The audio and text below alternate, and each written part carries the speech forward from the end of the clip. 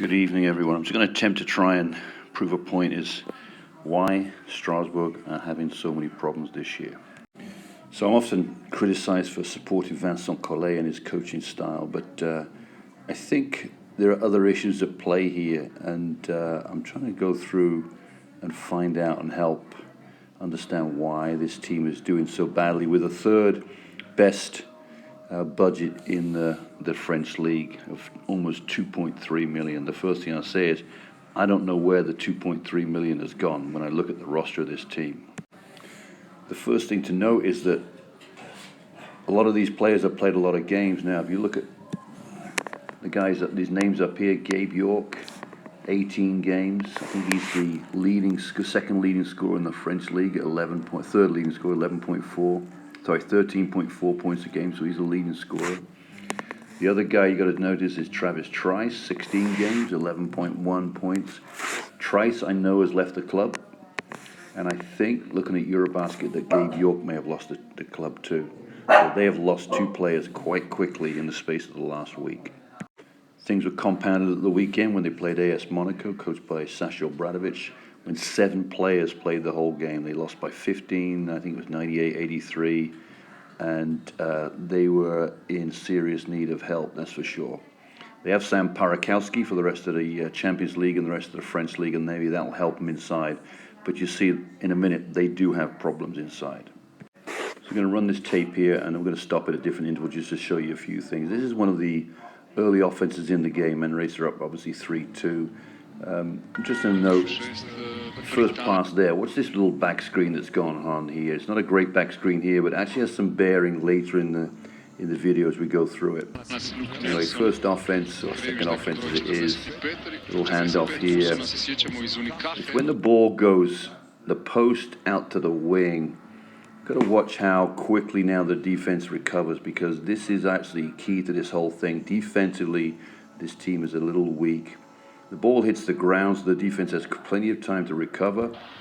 And then the ball hits the shooter here, and it's 7 here, the French kid Inglis, that just closes out halfway, and 3-pointer. In this game, Strasbourg played Manresa. I think Manresa's first 3 buckets were all 3-pointers, and that was the second of them. Next issue we're going to see, their problems with back screens. Now, back screens are not the normal mode of operation for a lot of teams this year, but Strasbourg must have seen the scouting report that Manresa set a lot of back screens, because this is the first quarter, and time again, you'll see this back screen here, this back screen into here. So I can change the color on you so you can see a little bit. Little back screen into here. This guy's going to go in here, which means the help defender should come and help to see what's going on and at least show some defense that will help him out. But this is what happens. Back screen set and a wide open layup. Okay, so we're going to see a whole series now in this first half and first quarter of back screen after back screen that kills this team. So high post move here, and again another back screen. It's a simple on the wing and wide open for a layup. Another back screen kills this team. Out of bounds play here. I'm going to run this one back to see how effective this defense is. Just run this back slightly. Okay, there it is. So the screener here. Here's the screen here, going to set here. This guy's going to go across here. This is Quentin Serron, the Belgian player. Sorry, Josh, going to pick on the Belgians here, who's going to get stuck on this screen. Just wait and see what happens. There's the screen set, and now look what happens. Look at the distance that Quentin Serron is stuck in this screen here. Look at the distance created by one back screen. That means that Scotty Reynolds here on the ball has to now cover here to stop that being a layup. That is incredible distance off one screen in the lane to create that much space for yourself, and should be at a layup, but for the defense of Scotty Reynolds. So this team definitely has a problem in the fact they don't hustle, they don't get around screens, and they're not really committed defensively. Now watch what happens. Scotty Reynolds, who was picking up 22, now Serron's back in the game. Scotty Reynolds decides that this screen over here is too good. I've been caught out on this screen, another screen magnet. As 44, Ryan Toulson comes around, so Reynolds now will meet him for the pass and try and stop Toulson getting a wide open 3. Standard play, inbound and defense pick it up, but Reynolds has made 2 plays here, one to cover 22, now he's going to go out and cover 44. So the amount of work that Scotty Reynolds does, Scotty Reynolds flies out, Toulson's in the corner, he has to put the ball on the floor now to make the shot get away from the closeout, the flying closeout, which is perfectly acceptable. Now makes kick the guy off the three-point line. He ends up with a three-point shot that misses. Again, it highlights the inability of some of these Strasbourg players to really fight through screens. And maybe it's just the fact they're not agile enough, not quick enough, and just not committed enough to the defense. Incidentally, Reynolds is a keeper, right? This team is keeping Scotty Reynolds. They got rid of York, and they got rid of Travis Trice. And the main reason is they don't hustle. And this man, Scotty Reynolds, is a hustler. They've got a problem in Quentin Serron, who's not really agile enough to play that position and gets caught out time and time again. Okay, as we roll this on to the next play. Interesting enough, look at this. It's a defensive rebound for the Man Racer team. Got to keep your eye on this guy here. This is Gabe York, who's now just turning around to the referee trying to find out why there's no foul. And if we roll the tape on, you'll see what happens next. Fast break here. So we got 2 defenders back for Strasbourg, and there's 3 Man Racer players. So they're going to skip the ball over to this near side there. And here we have Gabe York coming back into the play. This is York here.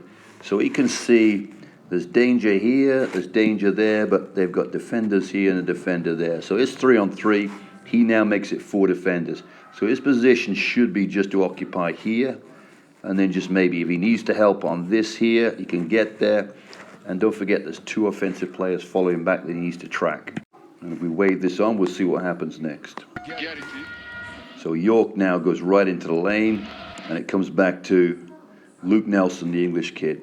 And if anyone knows, if you read the scout report, you know that Luke Nelson takes long shots, and he doesn't mind shooting the ball. And look how slowly Luke Nelson winds up into this shot. And the closeout is not from Gabe York, who you might expect it to be from. It's his Ali Traore coming off his man to get over here. And if we play this back again, you're going to see how poorly Gabe York plays defensively to close out on this 3. Look at the score, 6-2. They've already hit 2 threes. Scouting report says that Nelson's going to shoot. And Gabe York's left wanting. And what we'll do is just play this back a bit here. All right, there's York coming into the lane. And now we're going to see this pass. We're going to see this go back into Nelson's hands and pull up for the shot. And there's no hand up for the shot. It's Ali Traore that has to help him out. And this will have been seen by Collet. And Collet watches this video through and find that this is not a player that needs to be on this team. So yet again, Strasbourg, who've played 17, 18 games with Gabe York on the team. He played 43 games for the Orlando Magic, for Christ's sake. He's a good player. But right now, Strasbourg is struggling because players like him, 2 or 3 players like him, don't make the defensive effort. Next play. We've got a couple of pick and rolls going on here. Now, when the ball gets kicked, you have to wind this back a bit. The guy we've got to keep an eye on here is in the lane. It's Phil Scrubb. Okay, we just wind it on. There's one screen. He's going through the lane. Now, Scrubb's in the lane here, and he's guarding the guy that's disappearing out, and he'll come there, and this one will go there. So there's a bit of confusion defensively, and they seem to sort it out. But something goes drastically wrong in the kick out. Scrubb doesn't read it. So we're going to wind this tape on here and see what happens. So there's the kick out there. And the 3. So the next play, we wind this one on. Pick and roll here. Now this is quite an interesting play here because the defense has covered this. This is Phil Scrubb again, just making sure that this pass to the 5-man from 22 does not work. But it's what happens after that that really leaves Phil Scrubb a bit exposed. In fact, this is the one that comes this side. You're going to see this side attacked more on this pick and roll than we had before. So wind the tape on here. Ball comes back, quick pick and roll out again. Now the 5-man's coming out, and it's quite interesting. This will be gives you an idea how Collet sets up his defense. And that is the 5-man that's rolling here to the bucket. You've got this tandem here. It's not a straight line tandem, it's a diagonal tandem. So it's this responsibility of the man to pick up the 5-man going to the bucket. This is the guy, Quinten Serron, who ends up taking 2 players, 1 and 2, and he take the first kick out. And that ends up being the problem for this team. There's no way Scrub can help out because he's on the strong side, ball side. And as we roll this tape on, you'll see what happens next. So there's the kick out here to this corner. So the ball's in the corner, and it's Travis Trice that comes out. I'm not sure this is his job. I'm not sure. He's come from here to here. This is the 2-pass man. So this is the guy, Quinten Serron, and this is the confusion that's caused here because Quinten Serron, if his job wasn't to close out on Toulson, then he wouldn't make this cut. He'd just stay in here and play the 2 here, the man at the top here. But Trice comes out and Serron comes out. They both come out to the same player. And it's interesting to see what happens next. So we roll the tape from here. Then you'll see there's the closeout. Trace ends up in the stands. Now, there's a big problem here for Quinten Serron because he really needs to pick up this ball. He needs to pick up the ball that's out there and make sure that that ball does not get anywhere near the bucket. So we play it, he slips slightly, and it becomes a real problem. And now the next problem for this whole team is they do not have any rim protection. This is the young kid, and I can't remember his name. Anyways, number 20, whatever his name, a young kid, played under 17s. Forgotten his name right now. But there's no way he can get this. Toulson lays up an easy shot for the bucket, and they have a huge problem inside, which is probably the reason why they've signed Parakowski, to protect the basket, get a rim protector, and off the backboard for Toulson. So the last play here, little cut across the top into a pick and roll here. So Trice does a good job on that far side. He keeps that attacker from rejecting the pick and roll. When he comes back into the pick and roll, there's the roll to the bucket there. This gets picked up by this guy on the baseline, which means that Quinten Serron, who we picked on a couple of times, ends up with 2 players. You got to be agile, you got to be quick, and you got to make sure you got eyes in the back of your head because he gets caught out big time on this play here. There's the backdoor cut, and Serron. They missed a layup in the end, but it was wide open.